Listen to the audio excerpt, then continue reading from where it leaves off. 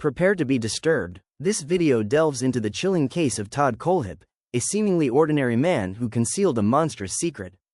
From a seemingly successful real estate agent to a convicted serial killer, Kohlhepp's story is a chilling reminder of the darkness that can lurk within the human psyche. Home maintenance, whatever, he's full of shit. What he does, he go out there and he goes on Facebook. All this. I posted on Facebook one day. I was looking for cleaning people in regard to Vista the first time. Okay. When they first, when is Vista just a house, right? It's just a house. It's just that it's got bad omens, man. That's the one in Shadow Lakes. No, sir. That's the one in Twin Lakes. I'm in Twin Lakes. Yes, I'm in Twin Lakes. I moved a crazy lady, a lady who had two daughters that were underage in there. The year was 2016. In the quiet tranquility of rural South Carolina, a nightmare unfolded. The disappearance of Kala Brown and Charles Carver sent shockwaves through the community. As the search intensified, a chilling discovery awaited investigators on the secluded property of Todd Kohlhepp, a successful real estate agent with a seemingly unblemished past. Yes, sir. And I'd rather pay the extra money because as soon as they bring him into it, and barely my company name is involved in it, I'd rather pay the extra money. Got them moved out, took 13 truckloads of trash out of the house. Then I moved in the Catholic people who both work at the church. I'm thinking, safe bet, right? Yeah. He broke into the closet where they kept the communion wine, and he drank God's stash. And he got drunk and got caught. This guy's like 55 years old. You know you're in trouble when you steal from the church. You know? Even I won't. A subsequent search of Kohlhepp's property yielded a chilling arsenal of weapons, including 9mm pistols equipped with silencers, semi-automatic rifles, and a substantial amount of ammunition. Authorities believe that Kohlhepp may have acquired these weapons illegally, as there is no record of him undergoing a background check for any firearm purchases. Just a couple, like the first month, the second month I had to have, they didn't thank you. They didn't want to pay the bills. Yeah. And we had repairs to do. Well, in between that, I had Travis come in, and he was supposed to do, he billed himself as we do everything. Going to fix the holes in the wall, going to fix stuff in the ceiling, going to go ahead and fix the doors, going to go ahead and fix this. He didn't fix anything. Brought his mom in. Supposedly his mom shampooed the house. My thing was, I'd like to know how you shampoo the house when the water's not turned on. This is a 4,400 square foot house, so you have to bring a lot of water in. Yeah. Oh, yeah. Todd Christopher Kohlhepp, born in 1971, is a convicted American serial killer who shocked the nation with his horrific crimes. In 2003, he embarked on a killing spree, claiming the lives of 7 individuals in South Carolina. Kohlhepp's descent into violence began early. In 1986, at the age of 15, he kidnapped and sexually assaulted a teenage girl. This heinous act resulted in a 15-year prison sentence, a period during which he earned a bachelor's degree in computer science. And got them to do all these repairs. Well, he had like $65,000 worth of repairs going on. And then find out afterwards in steps that all of a sudden I got owners call me going, your guy ain't shit. He didn't do this, he didn't do this, he didn't do this, he didn't. I'm like, okay, I'm trying to track him down. Then he had to go fix, I had a house, I had to have the lawn mowed in the middle of the summer over in Bowling Springs. The backyard's on a hill like this. And he already got paid for it. Then he wouldn't go do the job. Well, I had to get it mowed before the appraisal came in, so my big ass went and put the push mower in the back of my SUV, drove over there, and I spent the... Despite this conviction, he managed to rebuild his life, earning a college degree and establishing a successful career in real estate. However, the darkness within him remained. Kohlhepp, a man who presented himself as a pillar of the community, possessed a dark secret. Hidden within the depths of his secluded property lay a chilling tableau of horror, a rusty metal container, within which Kala Brown was found chained to the wall. The discovery of Brown, alive but traumatized, led to the uncovering of a chilling truth.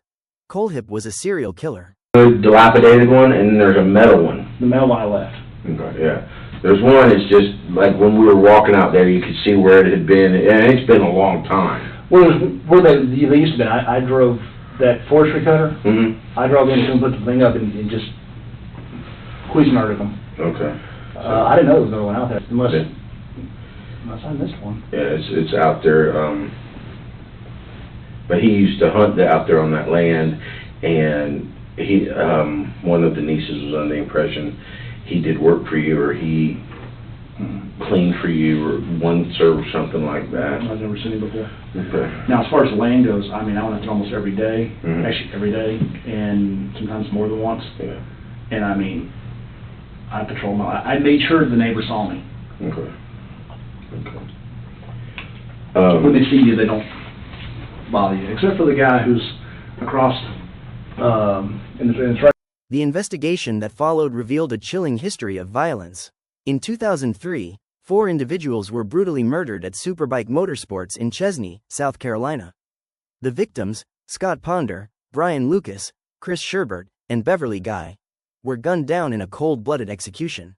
I really don't even need the internet right now. I just need my computer. I don't even have to log into anything. I just need to be able to log into my Microsoft Money account. On your computer? Mhm. You see your computer's locked up, we can't get to that. I didn't know that. Yeah. We can get on, like if you wanted to get on one of our computers and log onto your account, then we can do it that way. But as far as anything else, I might. do you know, that's what I was gonna say, do you know how much money's in there? You just know how much to write a check for, or no? It'd be really close. It'd be really close. So you know how much is in there? There should be 24, 26 in one, and about the same in the other-ish. So you would be writing her a check for... I'd write 2 separate checks. Checks for... I'd clean out both of them as much as I can. So It's like all the business deals they're supposed to pay me anyhow. Right. I can tell her, no, I ain't gonna give it a dime on them. But you need a computer you got the passwords and logins, you need a computer to log in. So if I bring a laptop in there, you could get on there and look in there so you would know how much you need to write the checks for. Yes, sir. All right, I'll do that. I'm gonna get a computer. I just need a piece of paper and a pencil. All right, I'll get some of this for you.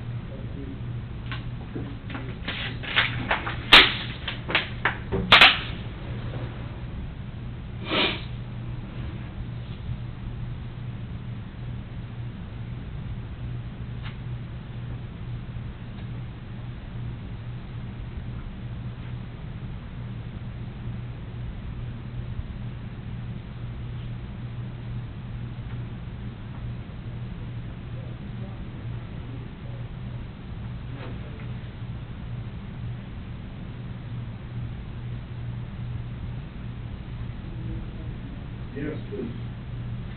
And that's what we want to do.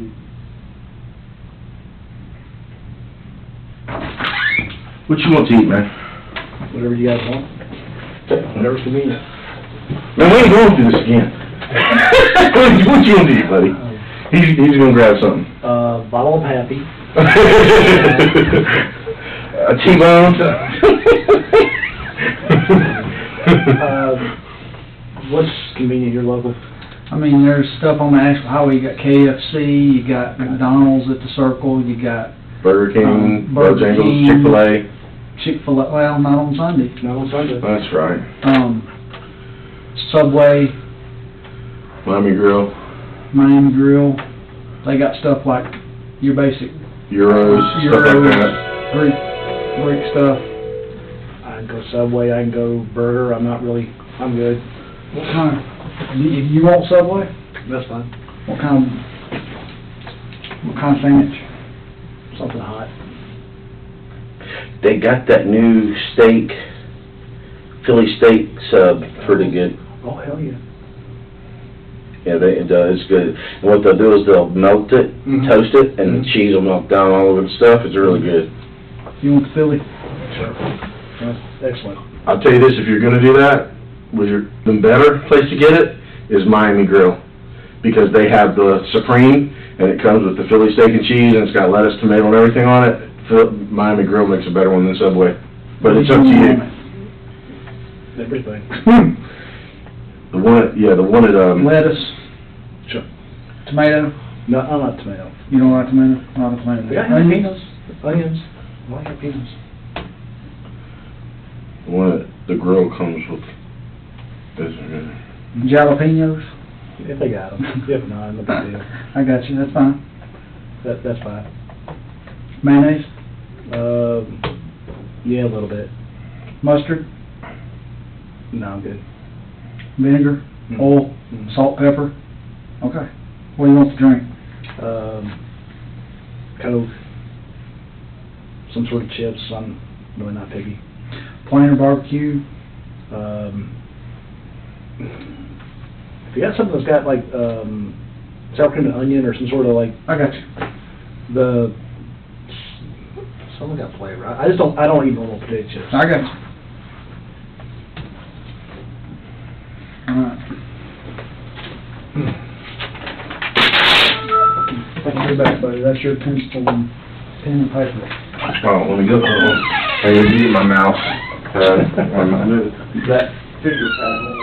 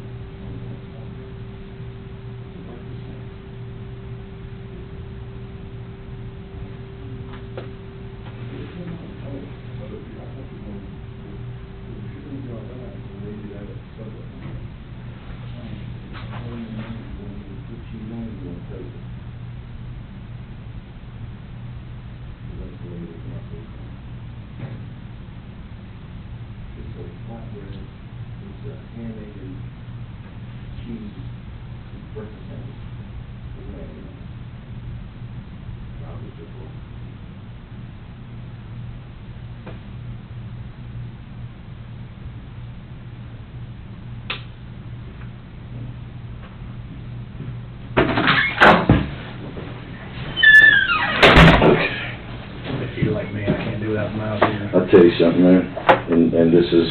Although, I got a feeling... Well, no, this is what the deal is, man. This won't work. It's a brand new computer, and it won't work. I think my computer's got a virus on it. Really? Because when I went, I had a mouse just like that, and ran it in the ground. Well, then the battery, supposedly, it one day just stopped working. Well, I swapped the batteries out, and I mean, those things, really, there's not much to go wrong on them. So we had that. And then I went and bought a brand new mouse, top of the line. Of course, since they come down, the price has gone way down. Oh, yeah. And I mean, the mouse I used to pay $60, I'm paying like $9.95 for it. This was originally, it was like $65, and now it's like, I went in there to replace it, and I was like, But my computer has dual processor. It's called Godzilla for a reason. I had you call your computer Godzilla? No, the company that built it did. Oh, it had a sticker on it. Special, you got a special made? All of those are special made. Okay. Well, the little one that was underneath the other monitors, that was originally a normal thin line desktop that I bought from my assistants, but then she screwed it up, so I took it back. Okay, we'll give you this. You left-handed, how do you want the mouse on? Okay. I'll tell you something, I was looking at retiring next year, if I can get my wife to quit spending money. You're looking at what? Looking at retiring from here. I always wanted to go into real estate. I wish we had met at a different time in a different place. If you ever want to come back and talk to me, I can teach you how to make so much friggin' money. Really? Yeah. It's. You're just a really cool guy, man. Hell, I made $160K in the stock market in 5 months. Really? Yeah. Yeah, I was working on finishing my bachelor's degree in criminal justice, and a buddy of mine told me, he said, why do that? He said, you've already got your bachelor's degree for 19 years.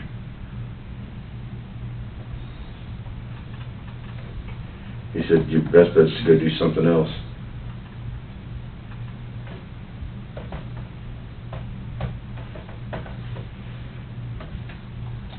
What do you, just so I know, what are you logging on to? So if they ask me. Okay. That way if a supervisor says, hey, what was he logging on to on your computer? I would say, hey, I made sure that, you know what I'm saying? I messed up. Okay. State. HKB5, SD2. I have to have all mine in my phone. No, I didn't remember that thought. No, I know. No, I know. I think this account's wrong, but I can fix part of it. Why is that's not right, but I can fix it. I'm not looking at it.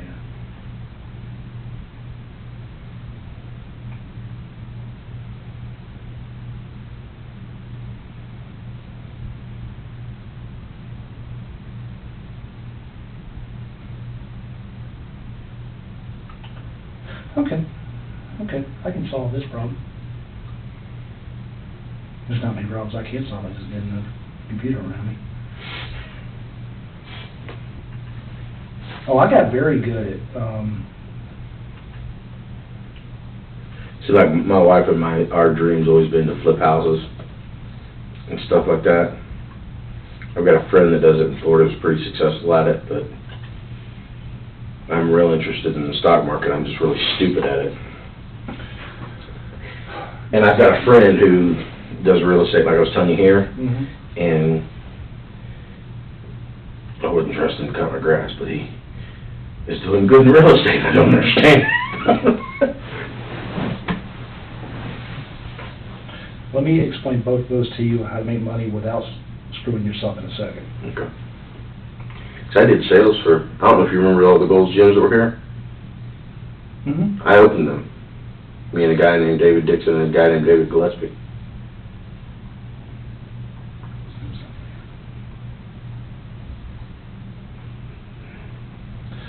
Well, it's not as much money as I thought. But it'll work. Okay.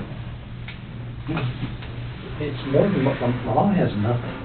I understand. I'm pretty sure that she's living on Social Security, which she ain't got shit. Well, and I had an issue. I got to go take care of her tonight. She showed up at the house and tried to get $1,000 out of the lockbox, and the patrol officer that was there didn't know about it, so they wouldn't let her get it. So they called me afterwards, and they said we turned her away. I said, I'll take care of it. I'll fix it. I'll talk to her. I'll get it squared away. I've already paid that owner on that.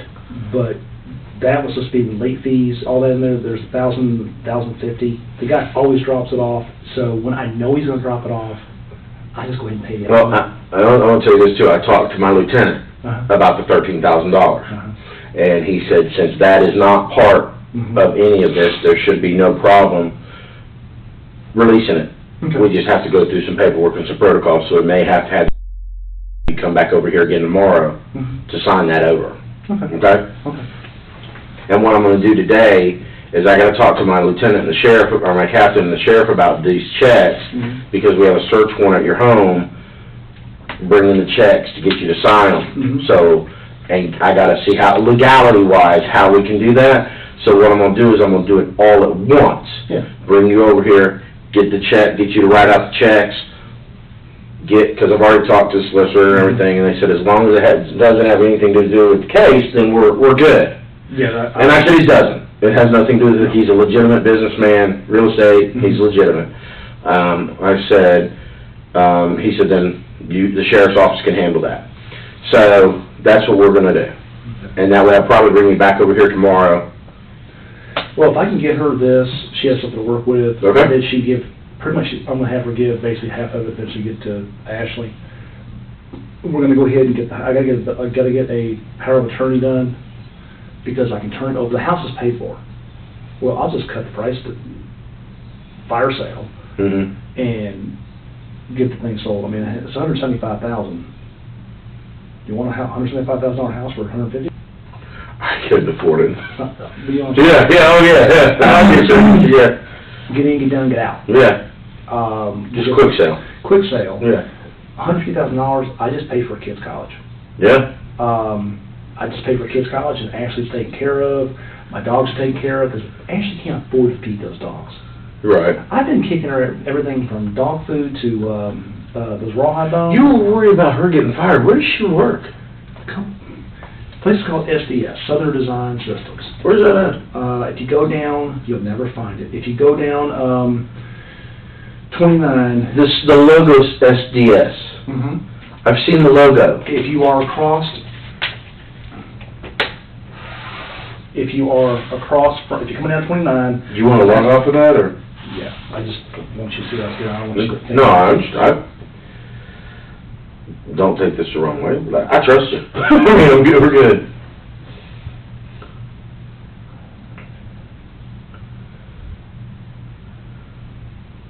Yeah, see, the only thing I won't touch is that account. Because that's not mine. I don't see what that is. Escrow. That's where people had brought me money, they hold it in escrow, $29,000. Oh, okay. That's what you're saying. Actually, that's off too. It should be an odd number. Would somebody have put money in there that you know about? But I might have paid a repair bill out of it and haven't got. That's what happened. I didn't get reimbursed for the damn. Screw it. It's not worth the drama. For a couple $100, it's not worth the drama. I'd rather. Yeah. See, I'm an ethical killer. And that's.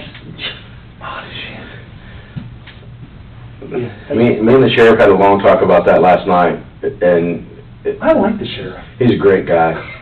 And see, that's the thing. I can retire in 11 months, and I'm not going to, because as long as he's sheriff, I'll be here. I mean, as long as he's sheriff, I'll be here. Thank you. I would be very surprised if he doesn't win Tuesday. Yeah, I will be too. I don't think there's a chance he's going to lose. Lynch likes to complain a lot about the car. About the Raptor? Yeah. Okay. And? Sure. The man do what the hell he want to do. Well, there are certain guidelines in the laws that allow him to do certain things, and he followed those guidelines. And the truck goes, he actually has a per diem for a truck, and the truck that he was driving that he had the per diem, he gave to the sheriff's office, and one of our officers is driving. So, I mean, he followed everything by the letter of the law. Now, if he's driving my Z4, we're gonna have to talk. That would be mean. Well, see, I want my mom to take that, and as much as I hate to see it go, I told her, I said, if you want it, you can have it. Mhm. But you can also sell it, and y'all can stop eating ramen noodles all this time. I didn't know she was that bad off. I didn't know. Wow. Dude, I haven't talked, last time I talked to her, she was my size. She thanked me yesterday when we were leaving. Mm-hmm. When was the last time, I mean, because you guys hadn't talked, how long had it been? It was 3 Christmases ago. She thanked me because she said, she thanked me, as a matter of fact, she almost said the same exact thing when I came back in with you. She said, thank you. And I said, you're welcome, ma'am. I said, for what? Mm-hmm. And she said, for helping me and him reconnect. You know, she didn't say it in those exact words, but that's basically what she's saying. And, I did the best I could to make it work. She'll blame herself for days, and I'm like, it's not your fault. right. You know. Right. But yeah, we got to talk. It was good. But I didn't know, my God, she got skinny. Really? Yeah, like 80 pounds worth. She's dropped it. I know she ain't got no money. I didn't know it was that bad. If I didn't know it was that bad, I would have mysteriously done something. I've done that a few times in my life. With your mom? With people. Really? I've had friends who got themselves, I hire a lot of people, and sometimes I pay them above rate. To help them out? You may want to seriously talk to Dustin Lawson Okay. and give him a heads up. He's a dumbass. He's a 32-year-old lazy kid who never had a daddy, okay? So he basically lived with women all his life. I'll tell you this, I don't think the issue is Dustin Lawson, okay? I think the issue is who Dustin Lawson got the guns from. Who he went to get the guns from. Oh, no, that's an easy solution. Okay? That was all legit. So he legitimately bought the guns? Yes, sir. Okay. And then I modified the hell out of them. Okay. Now they're not. Well, I didn't know if Dustin Lawson was buying them from somebody illegally. No. Okay. Cabela's Academy, I had one, the Barrett got shipped in from Impact Guns. Okay. I got the receipts. Okay. These ammo places, I got the tax stamps. Really? Those suppressors were bought legally for about 3 minutes. Really? Yes. Did you made some of the suppressors at your lathe? Yes. How'd you learn to do it, just on the internet, or just looking at the ones and breaking them down? Most of them you can't open. Right. And I was trying to explain to the really tall dude with the bikini shirt. Yeah. He's cool as hell too. Joey? I guess. Guffey? Yeah. Yeah, he's a good guy. And I explained to him the difference between they had the old stainless steel baffles, then they went to the M baffle. All the M baffle is, I'm not gonna draw it back, I don't want to heat that. Okay. M baffle looks like a freeze plug with just a hole in it, and they just stack them. That's an M baffle. Okay. M, basically, because sometimes they indent this slightly, so Okay. it's like an M. Oh, okay. Then you have a K baffle. K baffle, yeah, K baffle.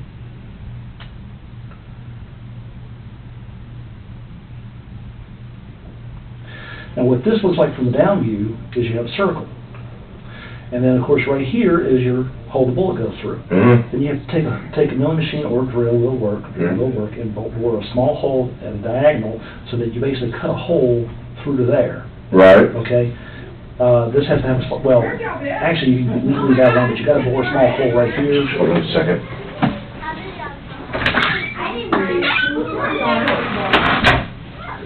There. And this is a hollow cone. So you basically have to, this just has to have a small hole here. Now the very first one has to have a blast chamber. And all that is you elongate one so that it has a longer time before it actually hits. Otherwise, if you're shooting a rifle, pistol doesn't need it, but a rifle, it'll knock the crap out of it. Okay. So you stack these, and then the very last one, you don't do that. What you do is you just make it like a wedding ring, and you just basically make a band, and then you basically fit it to where so that it fits in tightly. And you just sit there and you'll just sand that little bad boy off till it all fits together, and you tighten that way up, and I'm going to tell you. And then if you look at all the, it's gonna be funny as hell. Lube I have, dude, that ain't for sex. You lived in the workshop? Yes. Yeah. All the syringes? Yeah. Is that what that is? Mm-hmm. We were wondering what that was. We're afraid to... No. I was like, okay. All that is wire lube, cooling lube. If you take pool lube, take your suppressor, squirt it in. Mm-hmm. Thank you. Sorry to interrupt you. The needles, it's lube. To make them suppressors. If you do that on a pistol suppressor, do not do that on a rifle suppressor. You make it what's called a wet suppressor. That's what I think. Which one do you want? I don't care. Whichever one you don't. Good. If you squirt that into the initial baffles and then screw the can on, it drops your decibels 3 or 4 decibels. Really? Just gives you that added thing. Now, me personally, I only use those when I'm playing. Personally, white lithium grease from the spray can. Just take it with a long tube, push it all the way in, and spray it as you pull out so it hits all of them. Not only will that drop your decibels 3 to 4 decibels, easy, but when you have to clean the baffles later on, especially a 22 baffle, it's really dirty. It's really dirty. I can use the restroom real quick. I'll be right back. Wash your hands. I will. Just think I got a drink right here. You still Will you bring me water? Yeah. Or meet me halfway with the water? Yeah, we're talking guns again. Huh? We're talking guns again. I'm actually fascinated by it, what you're telling me. Well, they've got that, the integrals. The integrals of the whole barrel is an actual the tube for the suppressor, and then they have a new monolith, which they're only for 22s. I've got one. You can play with it. It's tube inside the tube. It just threads in, and it's got.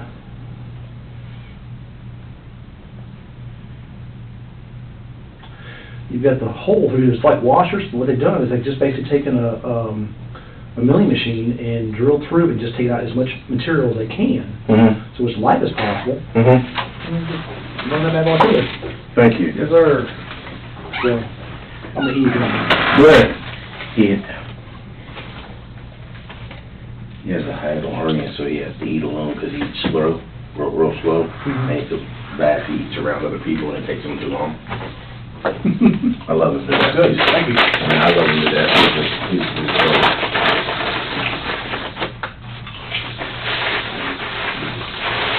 Is that good? I want to steer you wrong, man. Food's my thing. I made a joke with him. I was like, yeah, I'm going to go back to the pod. I'm going to let one part loose, and I might get everybody jealous.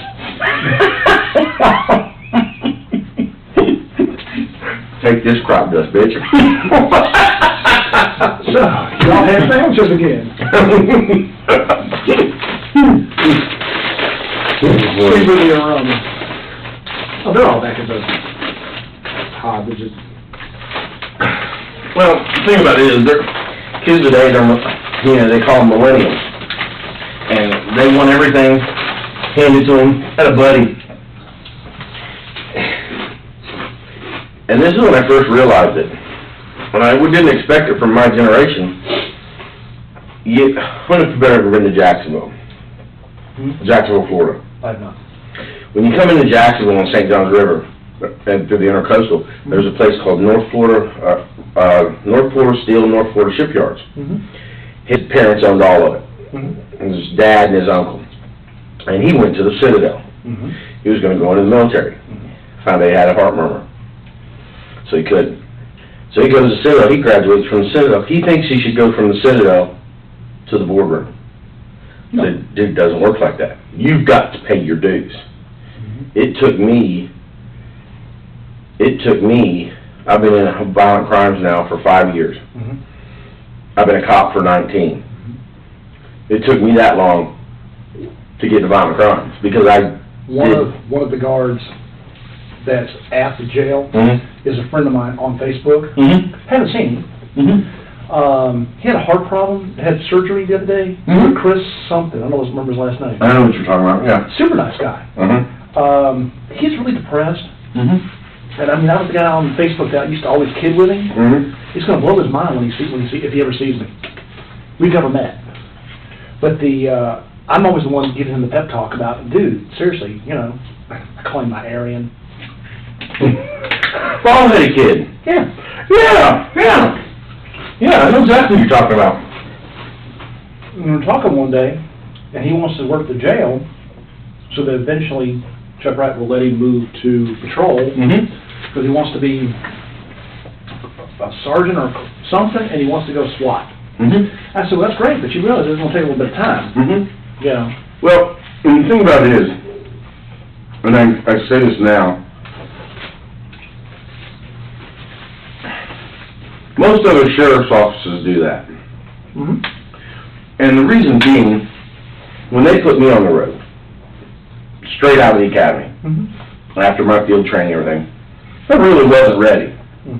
I was 26 years old, but I had gone from living from suburbia to being out there, you know. But I had a lot of people that took me under their wing and made sure I was okay, but, you know, I'm still out there.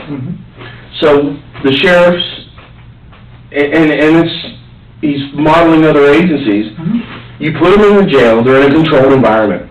They learn how to deal with people. They learn how to deal with people in close quarters. They learn how to communicate with people. Then after they do that, if they show, you know, a proficiency for that, then they can apply to transfer over to the sheriff's office. And if the supervisors at the jail say, yes, this is a good candidate, then they can do that. And what it does, it puts better officers on the street.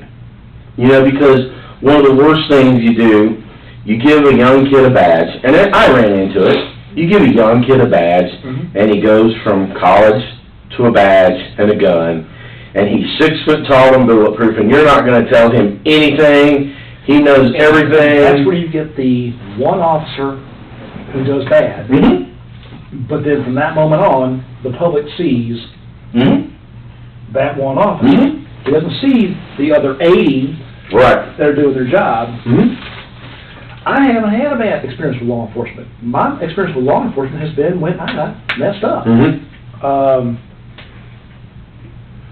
I've had people actually, they're not allow their kids to be friends with my son because they found out I was a cop. And when he first came to me with it and asked me about it, I said, honey. The discovery of Kala Brown and the subsequent investigation uncovered a chilling pattern of violence, revealing a man capable of unimaginable cruelty. Kohlhepp, it seemed, was a master of deception, skillfully concealing his dark side beneath a veneer of respectability. Doing something wrong. They've had a run-in with the law that they did something wrong, or they have a family member that has had a run-in and that they did something wrong. It's no reflection on you or me. You know, it's a reflection on them. And if they don't want to be your friend because of that, then they're not a friend you want to have. Or if their parents won't let them be your friend because of that, then that's not a friend that I want to have. I have cops on my friends list on Facebook. Okay, I may not go sit here and talk guns with you all day, because you might find out that, hey, you know, I didn't have them. But we talk about cars, and I talk about women, and I talk about all kinds of other things, and I make people laugh. Yeah, you're funny. You know, and I give him so much hassle. He gets down to the press. No, but Following Kala Brown's rescue, Kohlhepp was swiftly apprehended by authorities.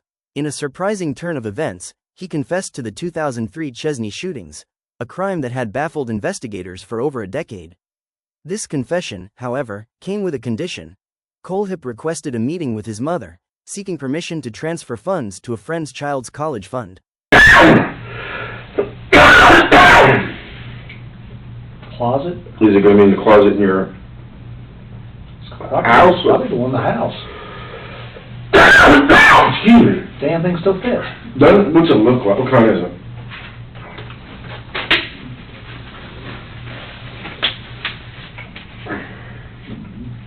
Says Columbia on it. It's a Columbia, please.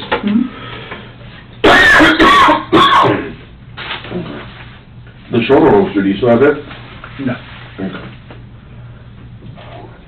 Many like it. You got a nice gym set. Don't sell.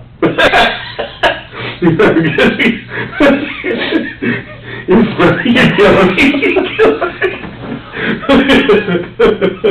guys just aren't used to having anyone that... During this meeting, he reportedly confessed to the killings and the kidnapping of Kala Brown. Pepe's case highlights the chilling reality that even seemingly successful individuals can harbor deeply disturbing secrets. It serves as a poignant reminder of the unpredictable nature of human behavior and the importance of vigilance. Position you're in right now. In Florida. This big of a problem? Pretty close. Damn. And he actually introduced my wife and me in high school. We grew up together in high school.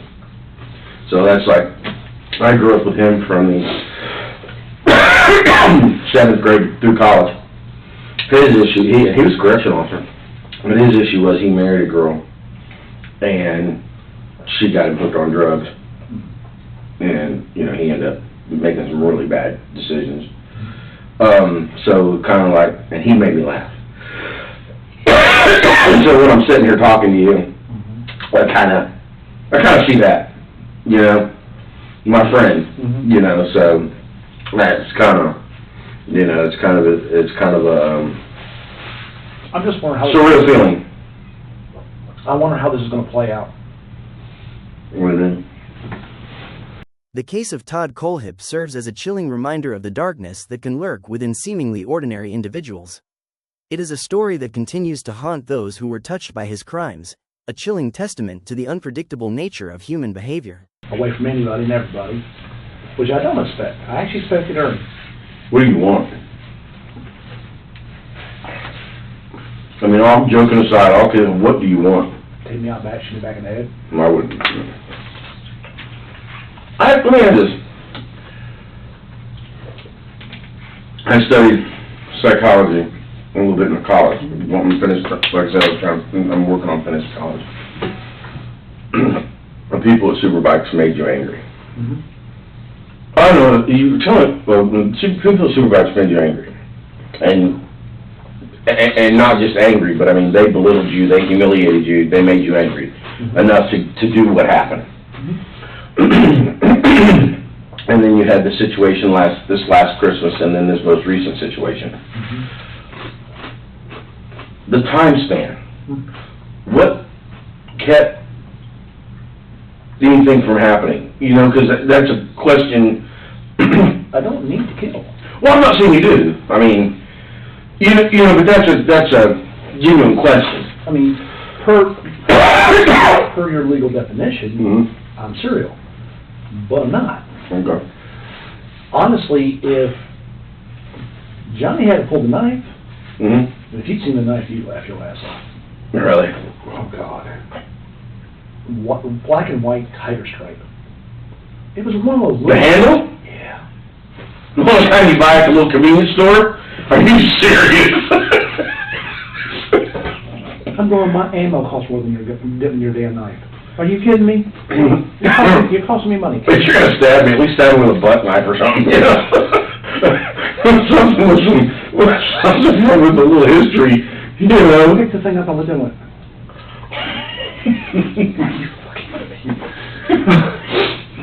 This is after you shot him? Oh, yeah. He put that thing out, and I went, here's how it's gonna go. Okay, let's dance. And the other problem is if they don't put me on the gurney, when the people inside realize the people I hunt is them.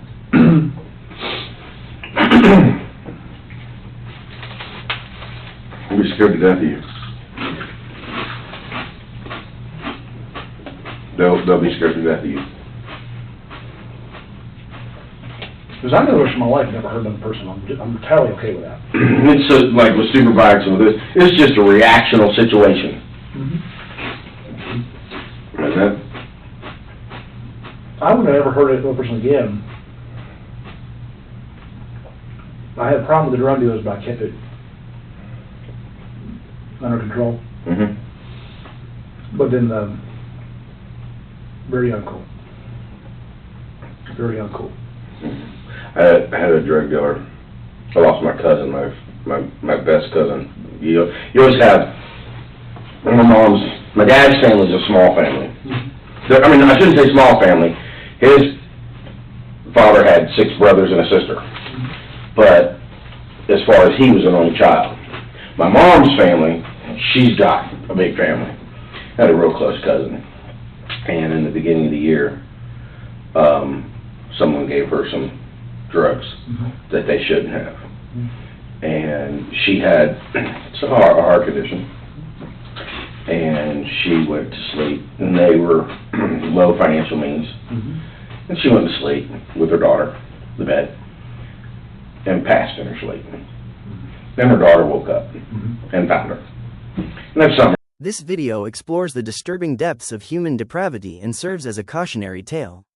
Let us remember the victims of these heinous crimes and work towards a safer and more just society. Like, comment, and subscribe for more true crime content. Share this video to raise awareness about the dangers of violence. Let us know your thoughts in the comments below.